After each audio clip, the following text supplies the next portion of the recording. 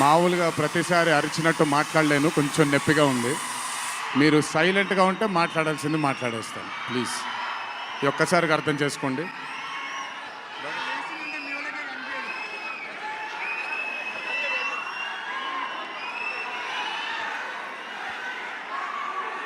ఇక్కడికి విచ్చేసిన పాత్రికేయ మిత్రులందరికీ, శ్రేయోభిలాషులందరికీ, Kantara movie cast and crew అందరికీ, ముఖ్యంగా ఇక్కడికి విచ్చేసినటువంటి నా అభిమాన సోదరులందరికీ నా నమస్కారాలు.